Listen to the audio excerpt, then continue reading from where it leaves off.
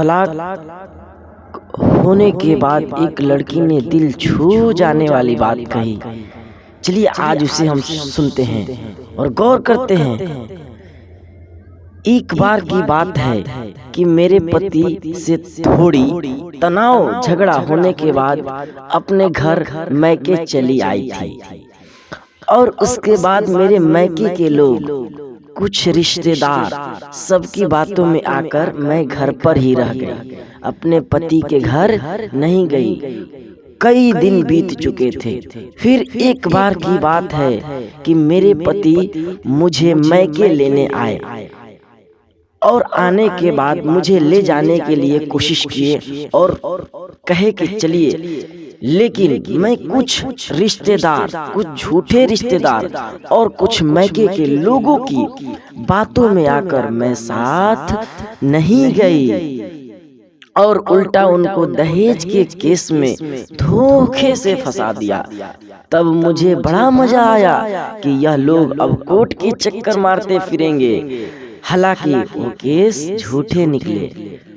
मेरे पति बरी हो गए, फिर उनकी दोबारा शादी हो गई, पर अब 6 साल हो चुके थे। ये सब बातें को 6 साल गुजर गए। मेरे पति केस से छूट गए, मेरे पति का शादी हो गया और मैं घर पर ही बैठी हूँ। उसके बाद जो 3-4 लड़के मुझे पसंद करते थे, इसीलिए मैं बहुत इतराती थी। हाँ देखिए, यही मैके के लोग जो थे, 3-4 लड़के उसको पसंद करते थे, इसीलिए वो क्या करती थी, बहुत इतराती थी कि है अब क्या है, मेरे पति इतने ऐसे करते हैं, मारते हैं, फिरते हैं, डांटते हैं और यहाँ के लोग कितने अच्छे हैं, 3-4-5 कई लोग मुझे चाहने वाले हैं, बड़े अच्छे हैं, अब मैं वहां नहीं जाऊंगा, अब मैं यहीं रहूंगी। और ये बातों में उनके आके जो 3-4 उनके लड़के पसंद करते थे और वो वहीं रह गई।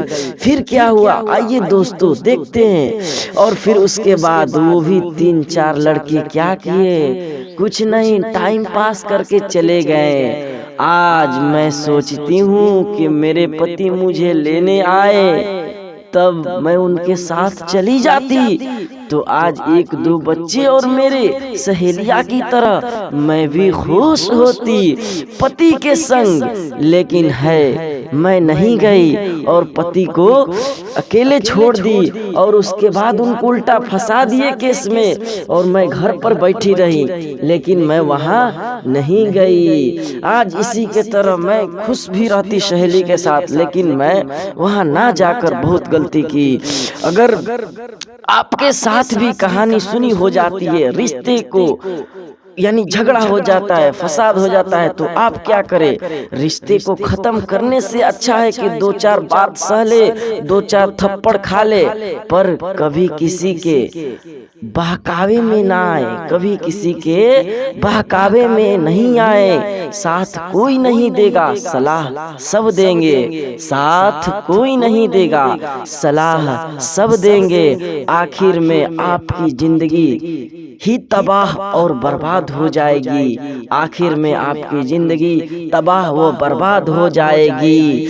जिसकी फितरत में हमेशा बदलने की हो, वो कभी किसी का हो ही नहीं सकता। जिसकी फितरत में हमेशा बदलने की है, वो कभी किसी का नहीं हो सकता, वो कभी किसी का नहीं हो सकता। चाहे वह समय हो या इंसान, चाहे वह समय हो या इंसान।